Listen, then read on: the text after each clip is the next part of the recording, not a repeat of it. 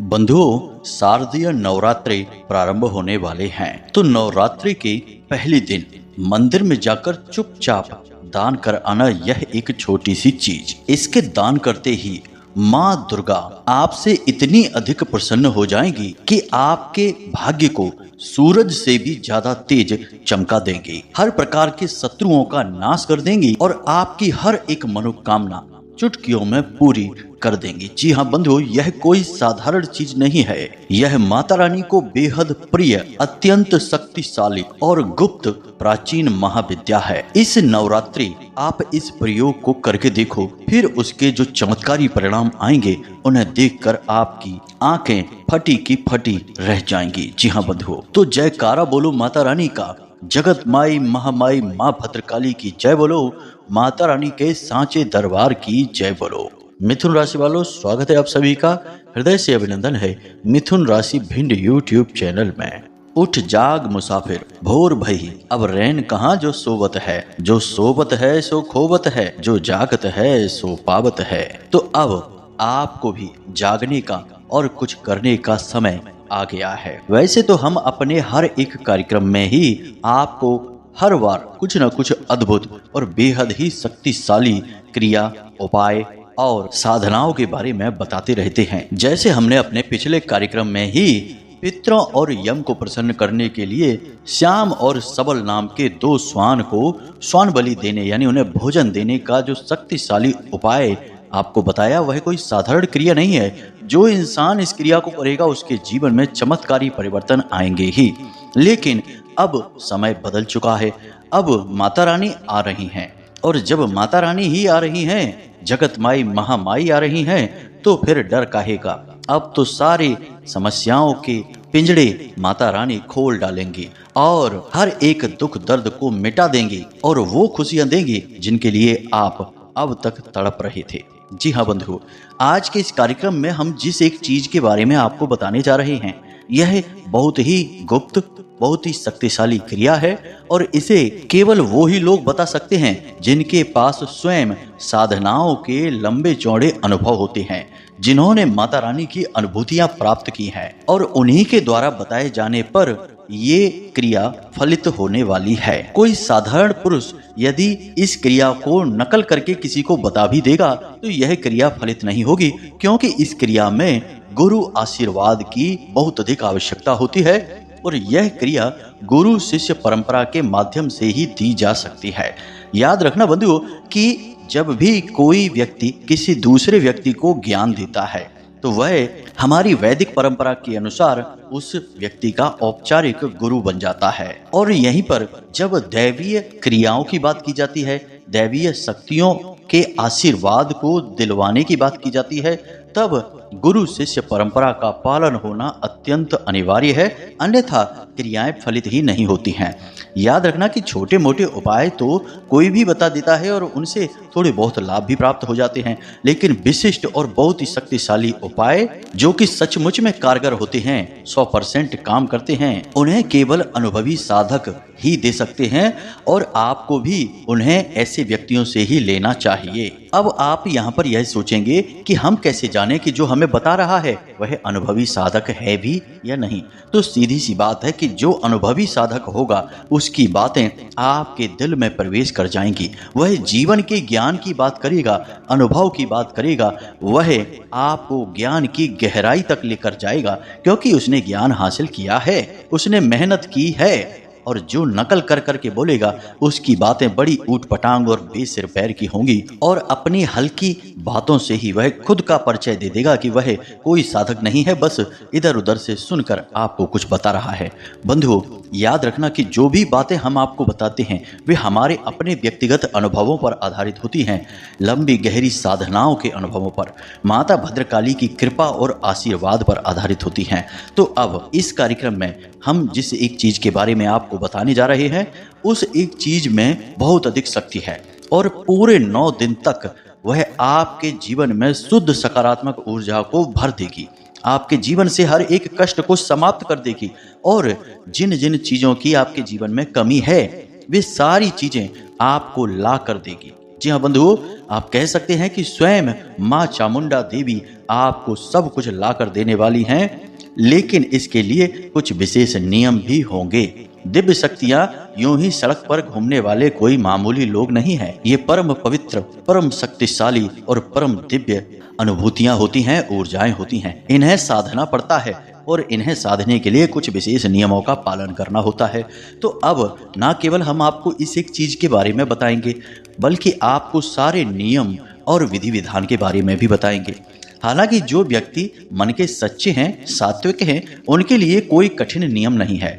कठिन नियम तो उनके लिए है जो तामसिक प्रवृत्ति के इंसान हैं, जिनका भोजन ही और व्यवहार ही तामसिक है। उन्हें कठिनाई अवश्य आएगी, क्योंकि उन्हें व्यवहारिक परिवर्तन करने होंगे। खैर, जो भी है, आप अभी देख ही लेंगे कि हम किन बातों के बारे में आपको बताने जा रहे हैं।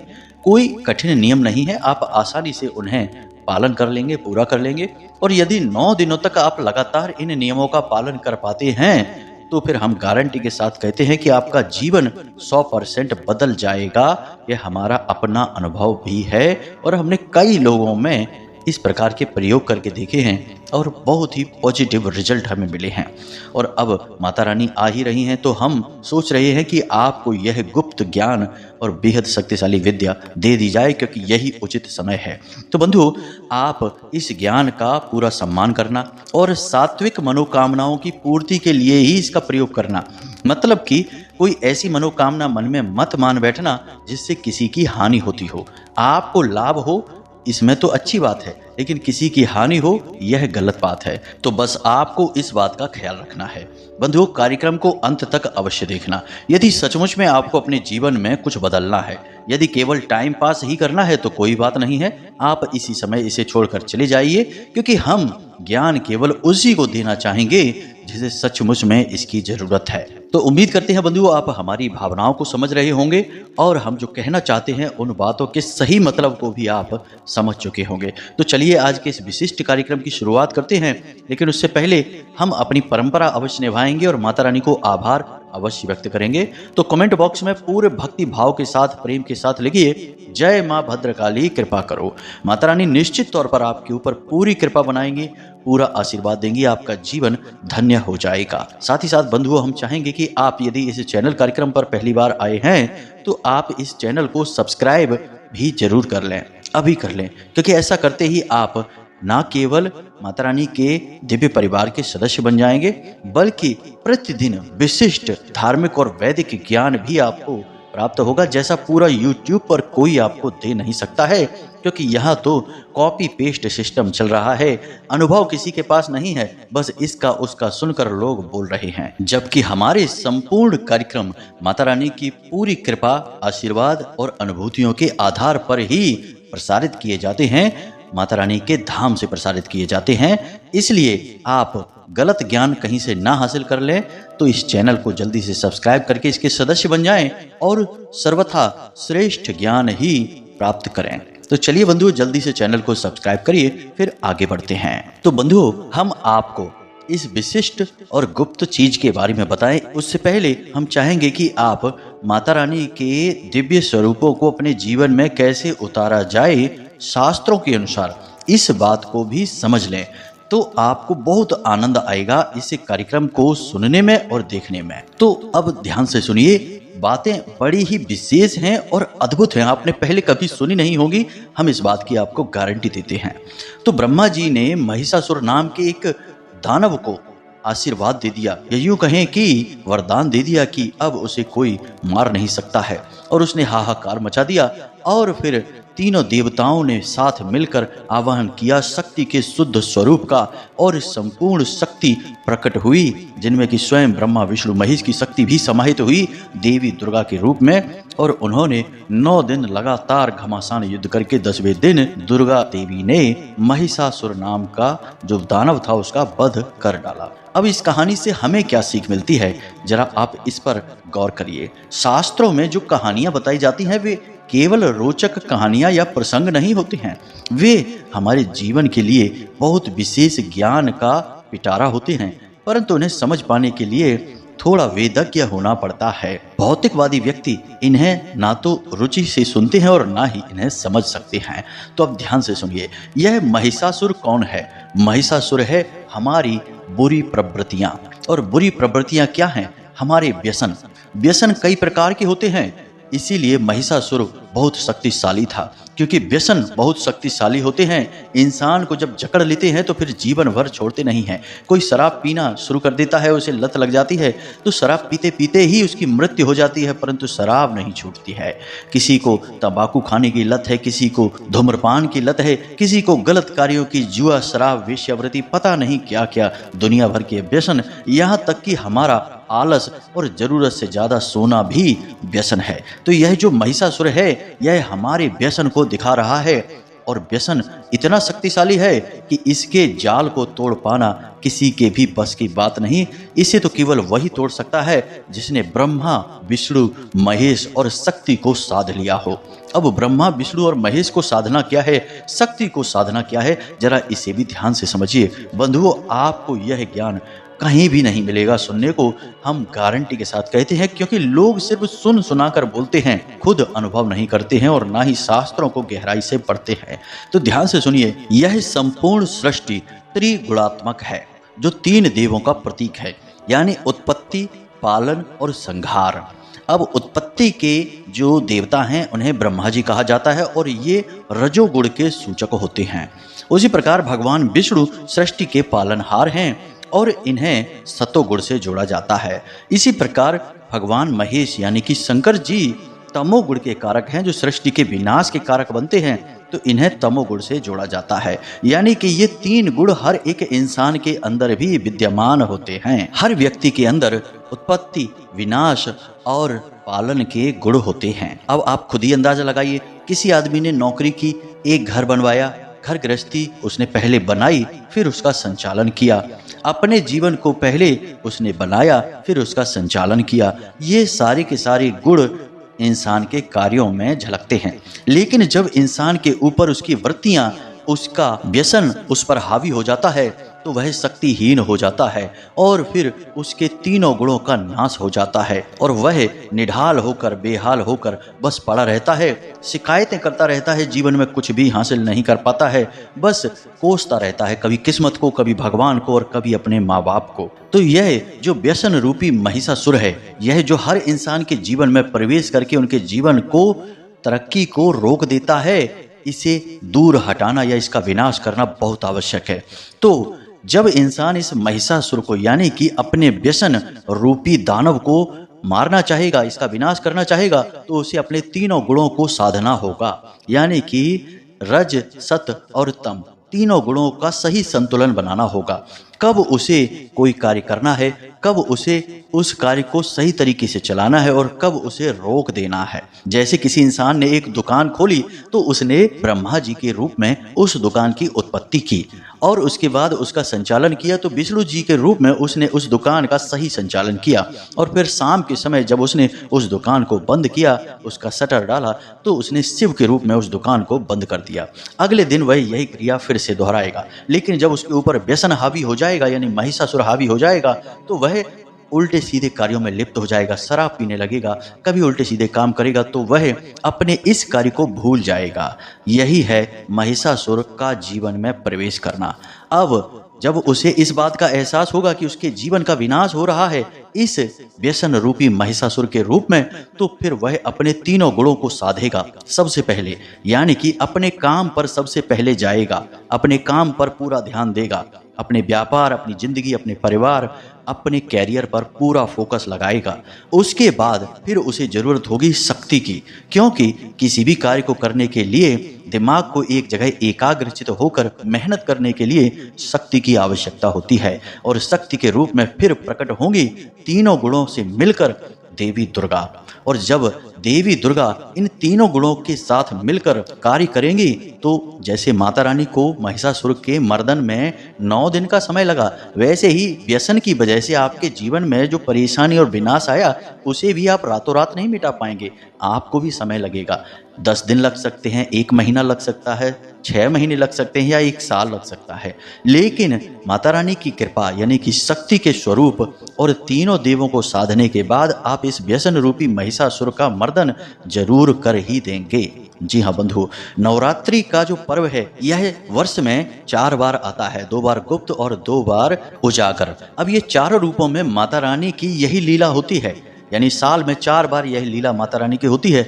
और हमारे जो सिद्ध संत पूर्वज या जिनको कहें कि जो देवताओं के समान बुद्ध पुरुष थे, उन्होंने मानव जाति को सीख देने के लिए इस विचित्र और बड़ी ही ज्ञानप्रद कहानी को शास्त्रों में गढ़ा।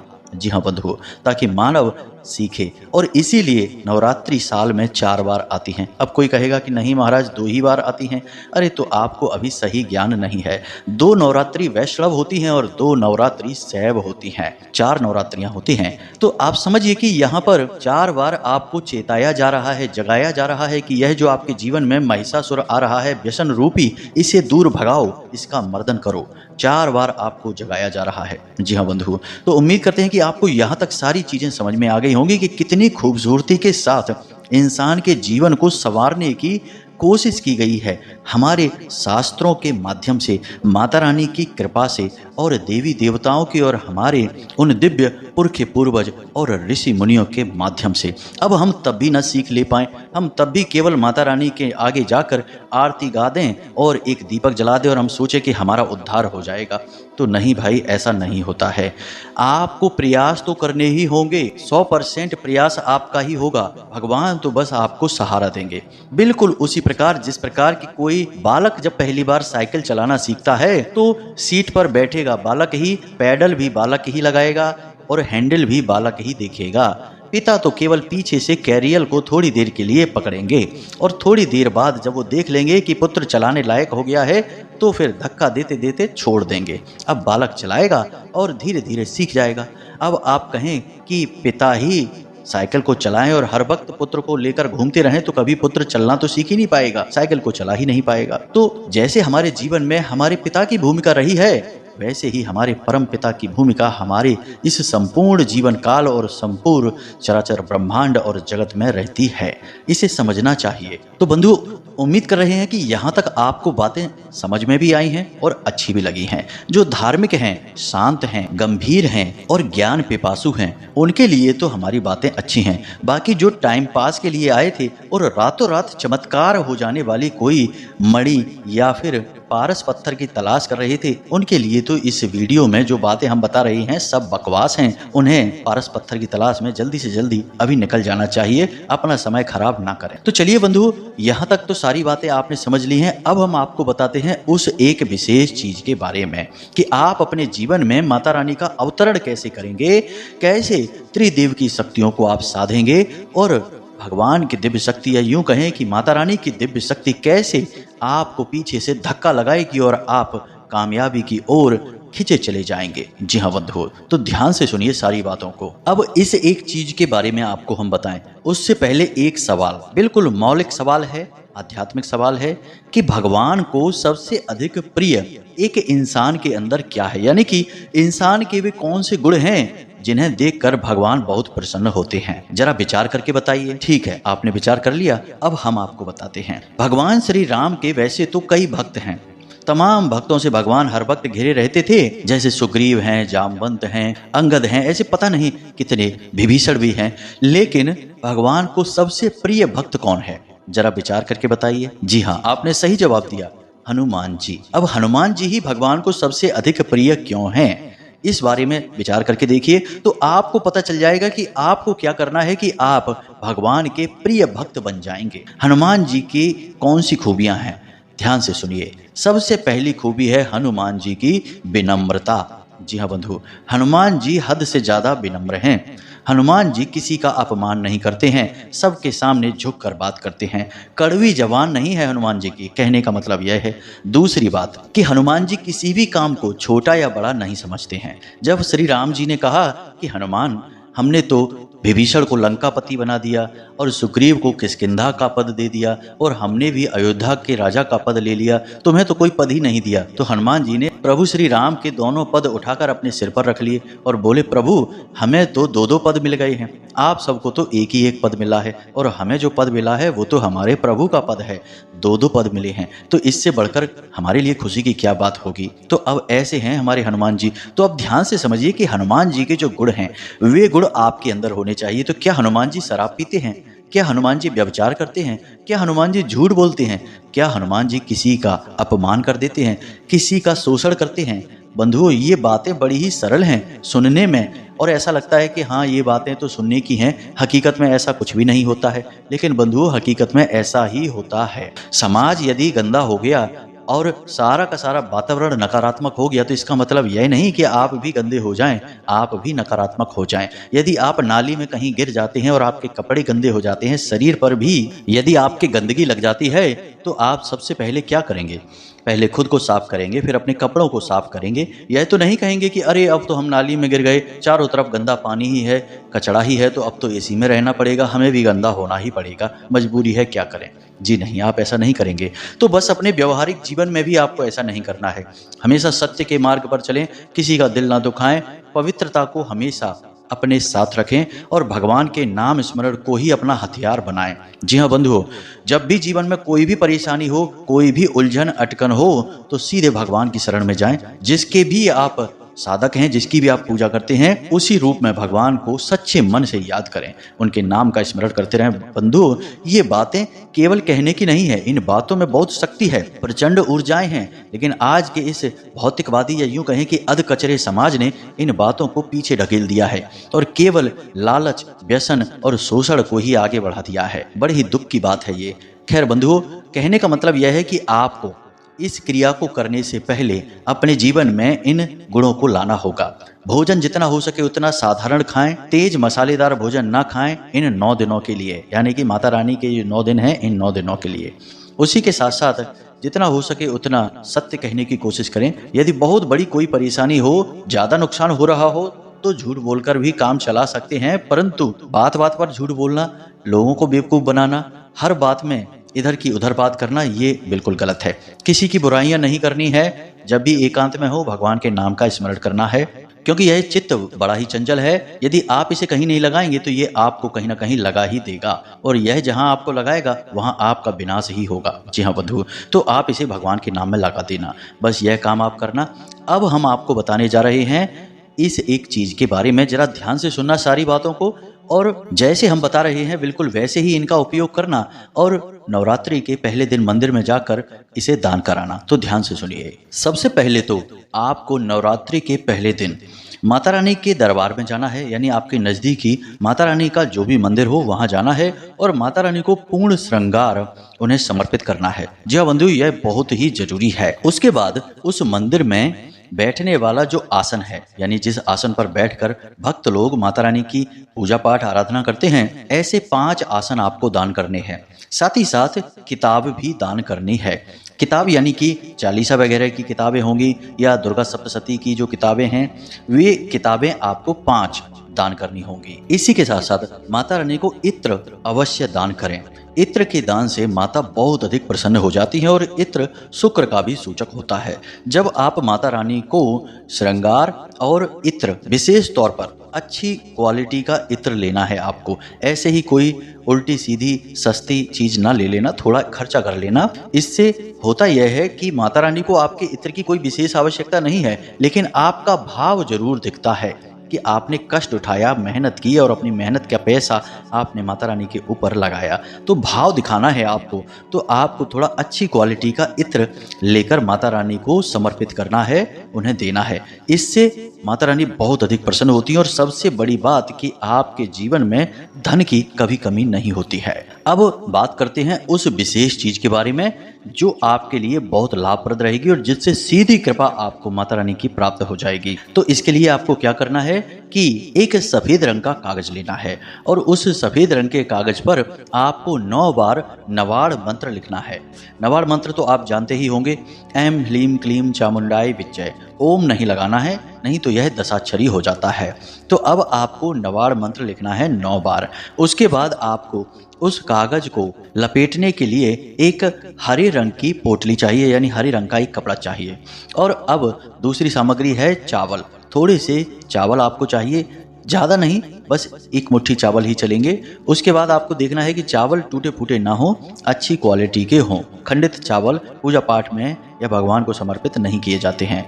इसके बाद आपको एक सुपारी, एक इलायची और एक लौंग का जोड़ा, साथ ही साथ एक सिक्का। जी हाँ बंधुओं, वैसे तो चांदी के सिक्के का विधान है, लेकिन आप चांदी का सिक्का यदि नहीं कर सकते हैं तो कोई बात नहीं है, कोई भी साधारण सिक्का आप कर सकते हैं, लेकिन चलने वाला सिक्का होना चाहिए, खोटा सिक्का नहीं। इस पूरी सामग्री को आप पोटली बनाकर रख लें और पहले दिन देवी दुर्गा के या माता रानी के किसी भी मंदिर में आप जाएं और इस सामग्री को माता रानी के चरणों में रख दें। यानी कि जो गर्भगृह में पुजारी होंगे उनसे निवेदन करें कि इस सामग्री को माता रानी के चरणों में समर्पित करें। उसके बाद बस आपको करना इतना है कि वहां पर बैठकर इस नवाड़ मंत्र का कम से कम 1 माला जाप करनी है। मंदिर में वहीं पर बैठकर गाय के घी का आप दीपक जलाएं और नवाड़ मंत्र का जाप करें।